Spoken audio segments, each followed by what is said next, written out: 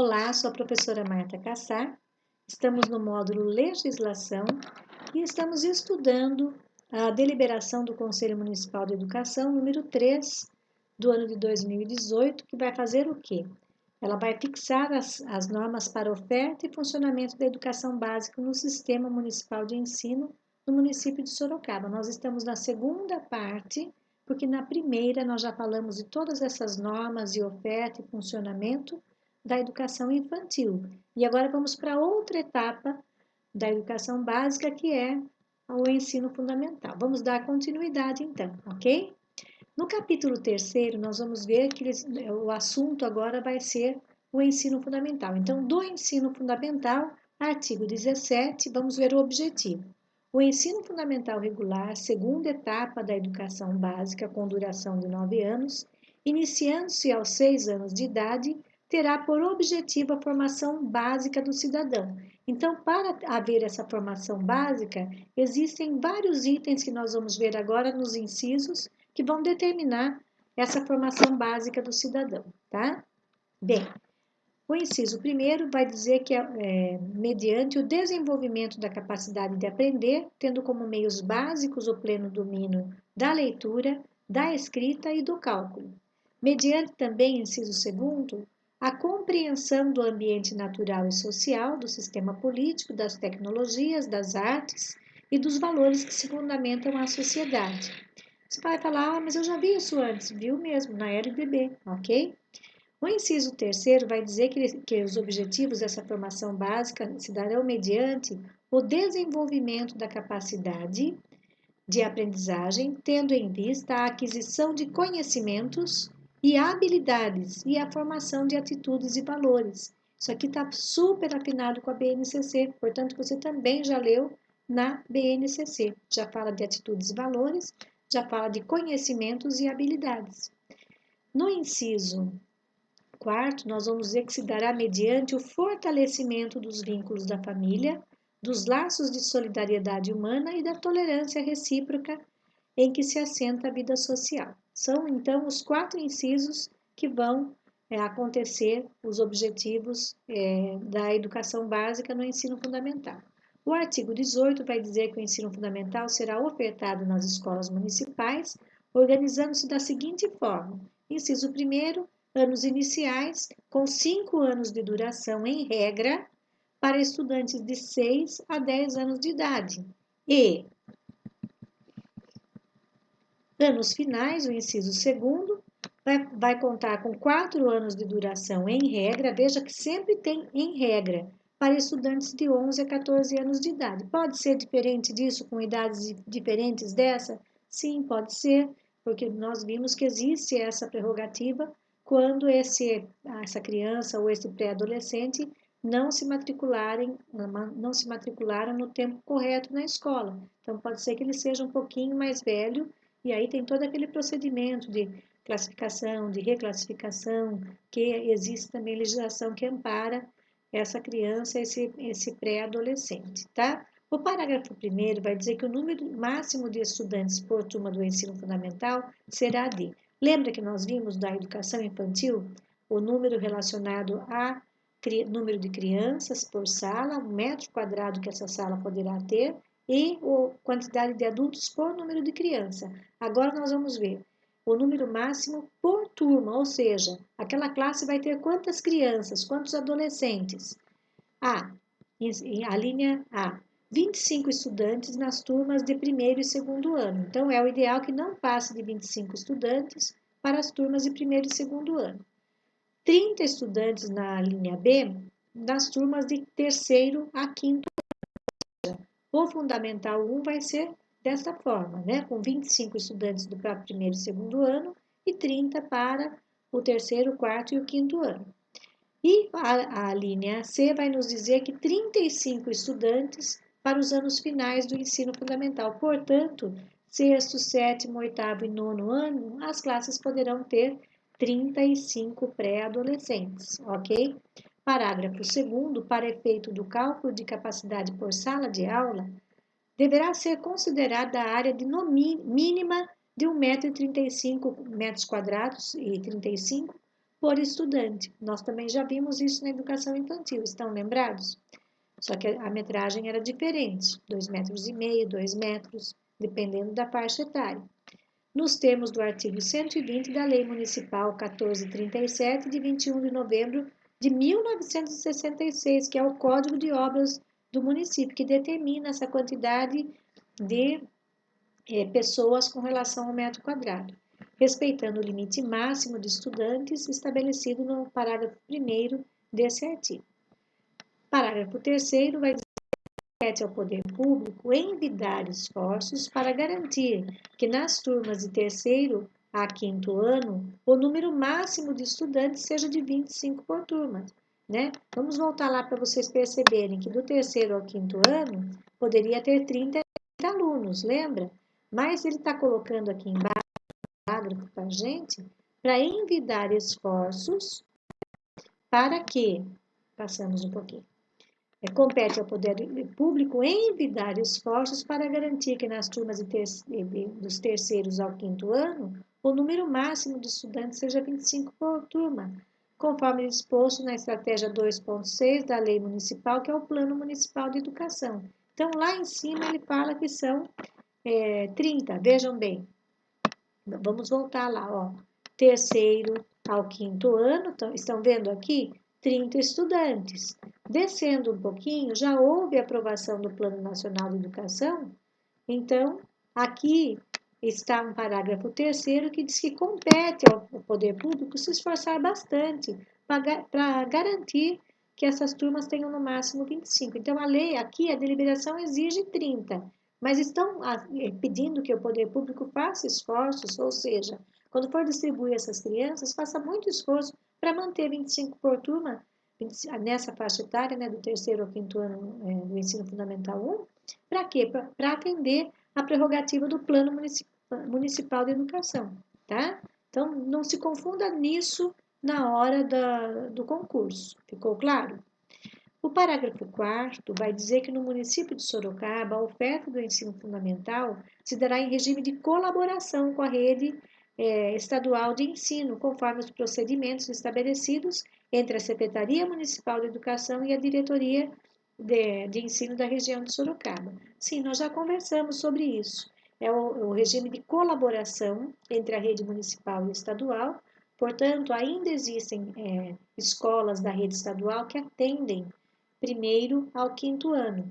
E nós temos 5 escolas municipais na rede municipal que atendem 6º ao 9º ano. Esse regime de colaboração ainda é existente e está previsto nesse parágrafo 4º.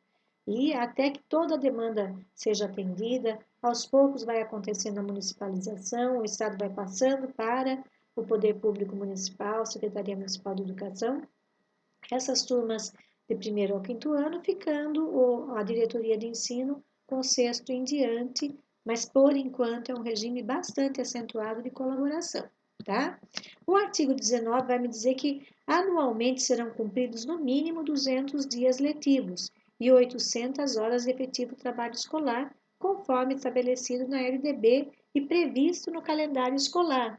Esse calendário vai ser homologado pela Secretaria Municipal de Educação. O artigo 20 falará que a avaliação de aprendizagem no ensino fundamental de caráter formativo, predominando sobre o quantitativo e classificatório, deve adotar estratégia de progresso individual e contínuo que favoreça a aprendizagem do estudante, preservando a qualidade necessária para a sua formação escolar. Por que está em azul? Porque essa questão de avaliação pode ser uma questão de concurso. Então, vamos fazer a leitura novamente e você vai gravar aquilo que nós estamos falando da relação do caráter formativo sobre o quantitativo e classificatório, ok? A avaliação da aprendizagem no ensino fundamental de caráter formativo predominando sobre o quantitativo e classificatório. Daí ela deve adotar uma estratégia que deixe claro o progresso individual e contínuo desse aluno, desse estudante, e que favoreça a sua aprendizagem, né? Preservando a qualidade necessária para a sua formação escolar. Então, guardem bem que o caráter formativo deve predominar sobre o quantitativo e classificatório, ok?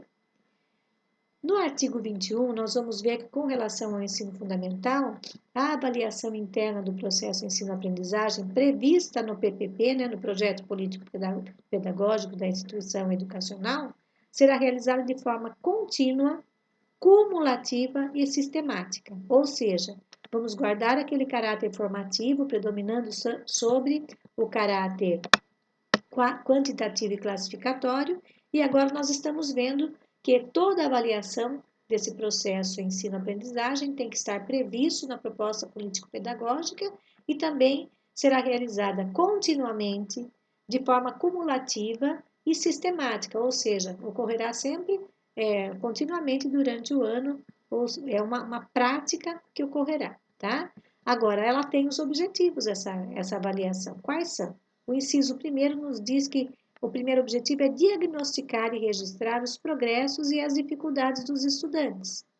O segundo é orientar esses estudantes quanto aos esforços necessários à superação de suas dificuldades. Então, fica aqui bem clara, né? Bem claro que é importante essa relação dialógica escola com alunado. Orientar aos os estudantes quanto aos esforços que eles precisam ter para essa superação das suas dificuldades. Deixar claro para ele qual é o passo a passo para ele fazer essa superação. O inciso 3º diz que possibilitar também que os estudantes se autoavaliem em sua aprendizagem. É muito importante, alinhadíssimo com a Base Nacional Comum Curricular. Também temos aqui que é importante fundamentar as decisões do conselho de classe, ano e termo. O que é isso, Marco? Classe e ano são aqueles anos que o aluno faz, o primeiro ano, o segundo ano, o terceiro ano. E o termo é a expressão que nós usamos, primeiro termo, segundo termo, para a educação de jovens e adultos. Quanto à necessidade de procedimentos contínuos, paralelos ou intensivos do que?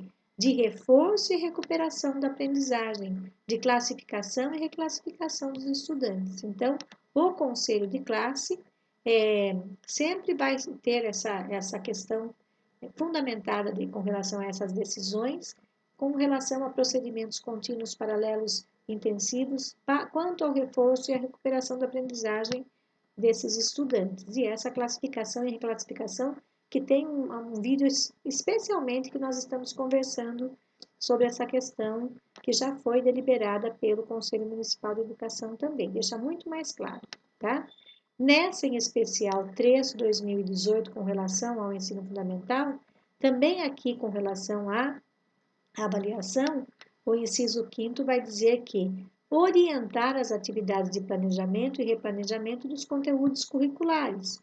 E o 6º vai dizer que vai servir para embasar a tomada de decisão quanto à promoção dos estudantes ao final dos anos, ou seja, todas as avaliações têm um conjunto de objetivos para que esse aluno seja, no final dos anos, promovido, e aí esse conselho de série, classe, ano, classe ou termo, fique muito claro para que essa tomada de decisão sempre com relação a esses objetivos de aprendizagem que nós vimos aqui, ok? Alinhadíssimos com a base nacional.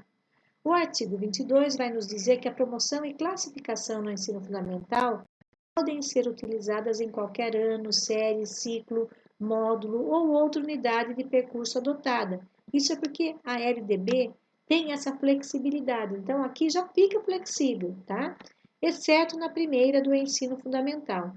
E essa questão que está em azul já caiu em concurso também, tá? Esse exceto eles pedem ou para preencher lacunas, ou colocam essa afirmativa do artigo 22 e dizem, você concorda com isto? E aí você vai dizer se é falso ou verdadeiro. Então, se estiver ipsis literis, como está aqui, ó, a promoção e a classificação no ensino fundamental podem ser utilizadas em qualquer ano, série, ciclo, módulo ou outra unidade de percurso adotada, exceto na primeira do ensino fundamental, alicerçando-se na orientação de que a avaliação do rendimento escolar observará os seguintes critérios. Vamos ver quais são os critérios.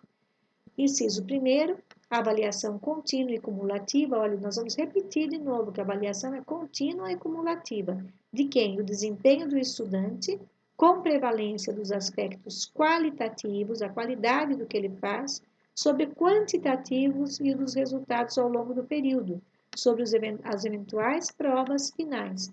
Esse aluno tinha muita dificuldade e avançou bastante, não conseguiu ainda tirar aquela nota que a maioria conseguiu, mas o avanço que ele teve, a qualidade que ele conseguiu alcançar foi superior. Então, é esse olhar que essa deliberação pede que a gente tenha com relação ao alunado, tá bom?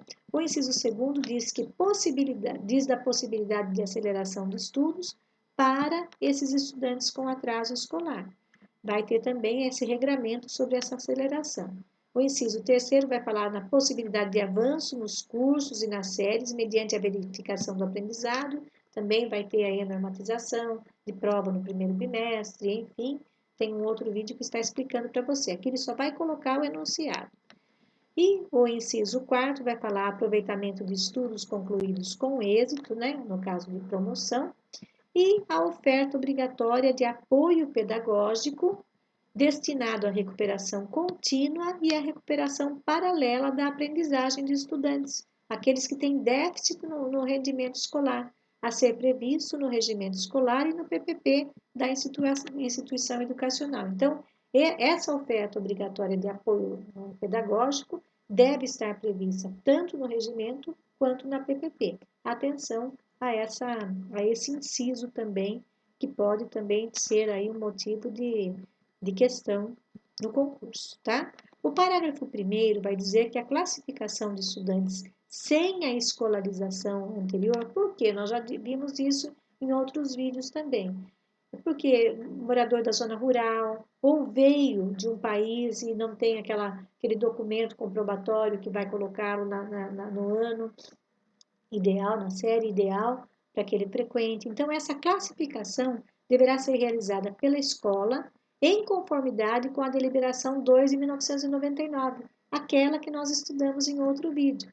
Desse município, parágrafo 1º, a reclassificação de estudantes para estudar em um ano mais avançado terá como referência a correspondência idade, ano, série e uma avaliação de competências baseadas nas matérias de base nacional comum do currículo, ao qual deve ser realizada na escola em conformidade com essa deliberação 299. Daí vocês vão se reportar ao outro vídeo que fala da deliberação 2 de 1999, que tem todo o regramento sobre essa classificação para aquele estudante que chegou na escola sem escolarização anterior.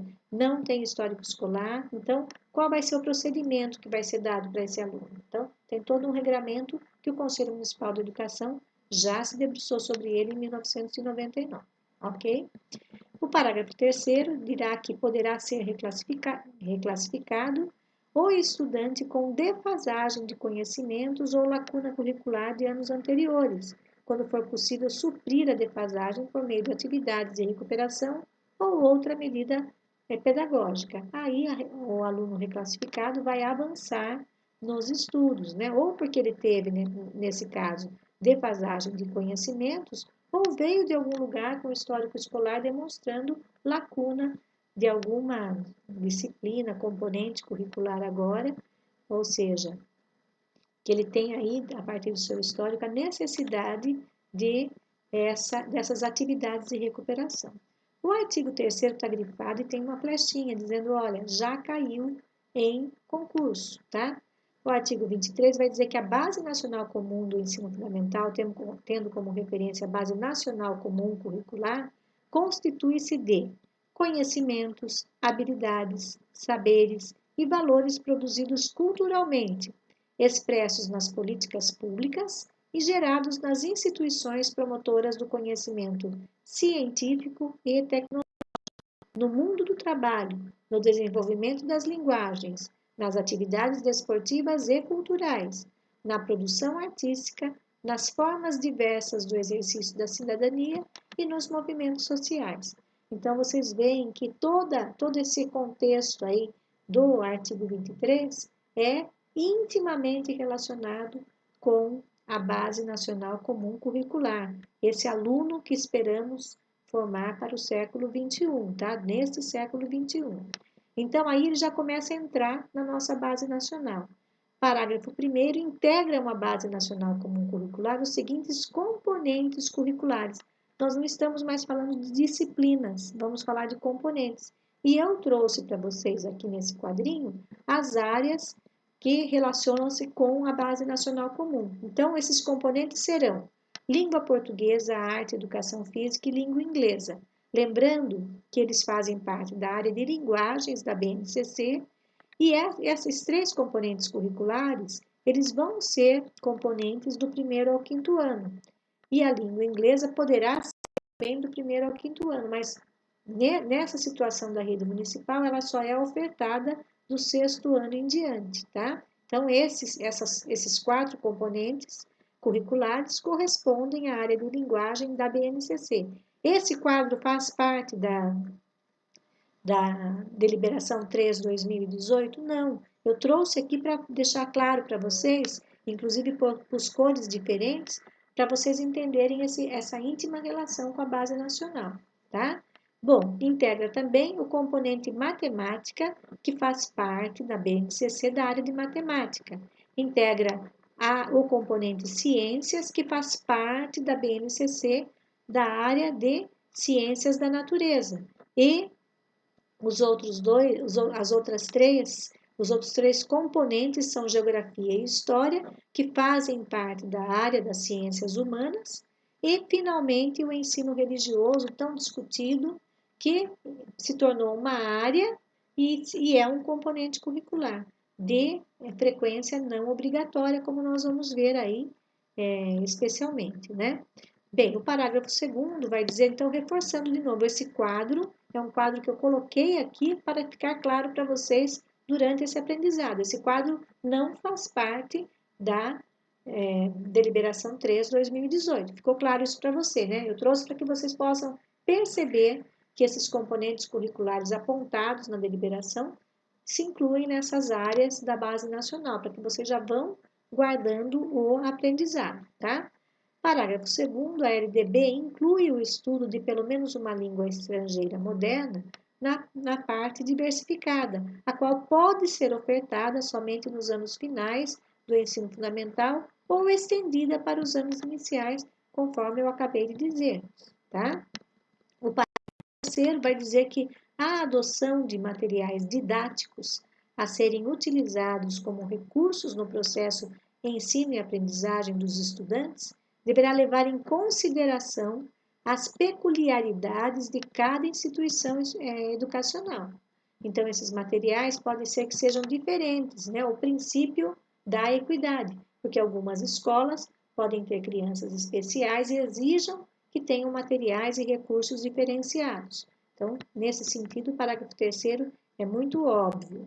O parágrafo 4º diz que a adoção de materiais didáticos pela Secretaria de Educação a serem implantados na rede municipal de ensino deve ser precedida de amplo debate entre os educadores desta rede, nos termos do Plano Municipal de Educação, de modo a assegurar a liberdade. Entendam que agora a gente já está falando do material didático que é utilizado na rede. Aqui estão tentando dar a garantia, estão mostrando que a garantia dessa questão de muita discussão do que vai ser adotado na rede municipal. Portanto, de modo a assegurar a liberdade de aprender, de ensinar, de pesquisar, de divulgar a cultura, o pensamento, a arte, o saber e o pluralismo de ideia e de concepções pedagógicas, ok?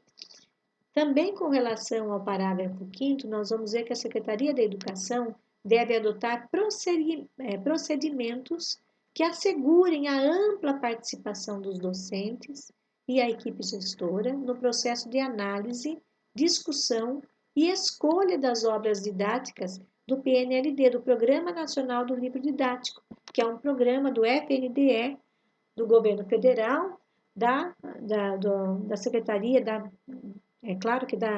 do MEC, não? Respeitando-se a autonomia de cada instituição educacional na escolha das obras que estejam em consonância com o seu projeto político-pedagógico. Então, nesse parágrafo 5º, também tem uma grande chance deste concurso solicitar aí de vocês alguma questão relacionada a essa participação ampla da equipe gestora e dos docentes para analisar, discutir e escolher obras que tenham sentido com o projeto político-pedagógico de cada escola. Então, essa escolha nunca vai ser igual para todas as escolas, ok? O artigo 24 vai dizer que a educação de jovens e adultos, enquanto modalidade, e ela é uma modalidade da educação básica, destinada àqueles que não tiveram acesso ou continuidade ao ensino na idade própria, por meio da sua identidade, considerará as situações, os perfis dos estudantes, as faixas etárias e se pautará pelos princípios de equidade, que nós já falamos tanto, diferença e proporcionalidade na apropriação e contextualização das diretrizes curriculares nacionais e na proposição de um modelo pedagógico próprio, de modo a assegurar. Vamos ver aqui agora, vamos esmiuçar como é que tem que ser, então, esse trabalho com o EJA, né, Educação de Jovens e Adultos, enquanto modalidade existente na rede municipal de Sorocaba. Então, aqui vem que a Secretaria da Educação e as escolas deverão assegurar. Inciso 1, quanto à equidade. O que é equidade? Dar mais para aquele que mais precisa. Vai dar para todos, mas existe, por exemplo, a questão da atenção. Alguém com muita dificuldade na matemática num grupo. Então, 3 ou 4 pessoas têm mais dificuldade, vou dar mais atenção a eles e os outros vão se desenvolvendo naturalmente com a minha explicação básica, com a minha explicação normal para a classe, mas alguns têm mais dificuldade. Então, essa equidade diz respeito a dar a eles a maior atenção, tá? Quanto à equidade, a distribuição específica dos componentes curriculares, a fim de propiciar um patamar igualitário de formação e restabelecer a igualdade de direitos e de oportunidades face ao direito da educação, tá? Então, essa distribuição dos componentes, quais são? Vocês já viram língua portuguesa, língua inglesa, matemática, educação física, que nesse caso eles não terão. Enfim, por isso que pode estar mexendo nesses componentes curriculares, inclusive a língua inglesa, ok? O inciso 2º vai dizer que quanto à diferença, a identificação e o reconhecimento da alteridade própria e inseparável dos jovens e dos adultos em seu processo formativo, da valorização do mérito de cada qual e do desenvolvimento dos seus conhecimentos e valores, ou seja, agrupá-los nessa questão da idade, não deixar a gente muito jovem com aquele analfabeto mais velho, agrupá-los de forma a que eles possam ter aí essa identificação e reconhecimento próprios, inseparáveis entre jovens e adultos nesse processo formativo, né? E sempre essa valorização do mérito de cada um, aquilo que ele trabalha, o que ele traz consigo, né, em relação a valores também. No inciso 3º, nós vamos verificar que quanto à proporcionalidade, a disposição e alocação adequadas dos componentes curriculares face às necessidades próprias da educação de jovens e adultos, com espaços e tempos nas quais as práticas pedagógicas assegurem aos seus estudantes identidade formativa comum aos demais participantes da escolarização básica, ou seja, para o EJA, a questão da proporcionalidade adequada desses componentes curriculares, quando as aulas vão ter de cada componente curricular, para que fique assegurado a esses estudantes uma identidade formativa comum aos demais participantes da escolarização básica. O parágrafo único vai nos dizer que a operacionalização e a oferta da educação de jovens e adultos na rede municipal deverão atender o disposto da deliberação do Conselho Municipal 2/2009. Portanto, fiquem atentos, existe um vídeo específico dessa deliberação 2/2009 que vai deixar mais claro como vai ser o atendimento do EJA na rede municipal. Ela fixa normas para os cursos de educação de jovens e adultos em nível do ensino fundamental e médio na rede municipal de ensino. É claro que não tem mais esse ensino médio, e o fundamental hoje existente é do 1º ao 5º ano para tirar as pessoas do analfabetismo. E como o capítulo 4º tem umas disposições finais para terminar de tirar as dúvidas desse funcionamento e normas da educação básica na rede municipal. Vamos ver qual é. Ao poder público, o artigo 25 vai dizer, no uso das competências que lhe são próprias, olha a tarefa, caberá prover às instituições educacionais com os profissionais necessários ao seu adequado funcionamento na esfera administrativa e pedagógica, ou seja, prover de diretor, vice-diretor, equipe de apoio na secretaria, como secretária ou oficial administrativa, auxiliar administrativa, professores e equipes a mais necessárias, visando ao alcance dos fins educacionais e a qualidade da educação ofertada no município. Então, cabe a quem? Ao Poder Público, Secretaria Municipal de Educação. Como parágrafo único, nós temos os profissionais mencionados no CAPT, que CAPT, esse que nós acabamos de ler, compreendem tanto aqueles que atuam diretamente no processo pedagógico, como docentes e suporte pedagógico, quanto aqueles que dão apoio administrativo e operacional. Então, aí envolveu todo mundo. Envolveu a equipe de secretaria, inspetor de aluno, envolveu o auxiliar de educação, envolveu todos, como secretário de escola, auxiliar de administração, de educação e inspetor de alunos, ok? O artigo 26 vai dizer que compete à Secretaria Municipal de Educação acompanhar e avaliar o cumprimento da legislação educacional, e aí então é uma tarefa de quem? Do supervisor, você que vai prestar para o supervisor, fique atento, porque aqui tem as competências da Secretaria Municipal de Educação. E quem vai fazer acontecer essa fiscalização, esse olhar, esse acompanhamento é o supervisor, tá? Então, cabe a ela acompanhar e avaliar o cumprimento da legislação educacional, a elaboração e execução da proposta pedagógica que todas as instituições educacionais devem ter, que uma é 100% diferente da outra, porque a comunidade é diferente, bairro diferente, enfim, tem todas as diferenças e tem que ser feita com muita atenção, tem legislação própria para isso, tá? No inciso 3º vai dizer que acompanhar e avaliar as condições de matrícula, permanência das crianças na educação infantil e no ensino fundamental, estamos terminando. Vai falar que eles têm que avaliar também e acompanhar o processo de melhoria de qualidade dos serviços prestados, considerado o previsto na proposta pedagógica das instituições educacionais e o disposto na regulamentação vigente, ou seja, sempre atender essa avaliação tem que ser constante para poder ver se esse padrão de qualidade, esse processo é melhorado a cada ano, tá? Aí também tem os índices que são alcançados, que vão ser olhados com bastante atenção para o benefício da criança, para que a escola sempre atenda a mais o princípio da qualidade da escola pública.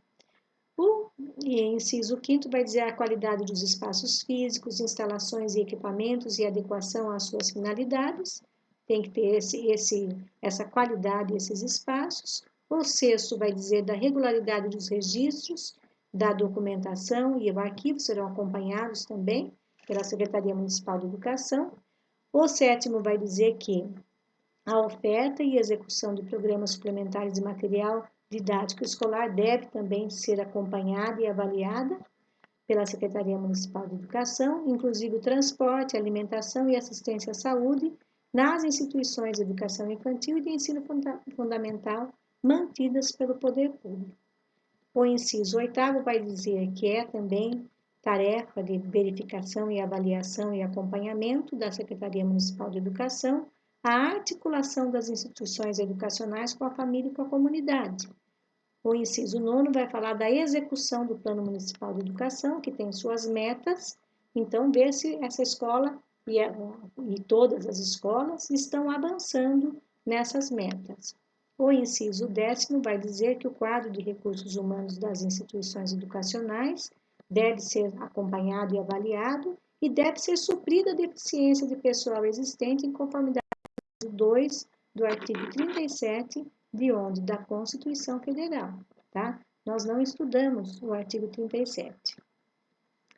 Parágrafo único, a Secretaria da Educação deve definir e implementar procedimentos de supervisão, avaliação e controle das instituições de educação infantil públicas e privadas que integram o sistema municipal de ensino e das instituições de ensino fundamental mantidas e administradas pelo poder público na perspectiva do quê? Do aprimoramento da qualidade do processo educacional. Então, todas as escolas que fazem parte do rol das escolas municipais e aquelas privadas também, que estão sob a supervisão da Secretaria Municipal de Educação, desde a sua instalação até a proposta pedagógica, acompanhamento, avaliação, todo esse procedimento também das escolas particulares que só tenham a educação infantil, são tarefas da Secretaria da Educação.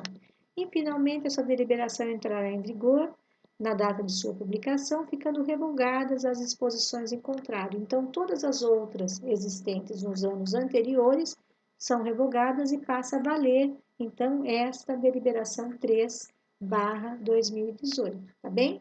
Então, com isso, nós encerramos o estudo dessa deliberação 3, que fixa normas, então, para o funcionamento do ensino fundamental, da educação básica e da educação infantil na educação básica também, na rede municipal de ensino de Sorocaba. Gostaram?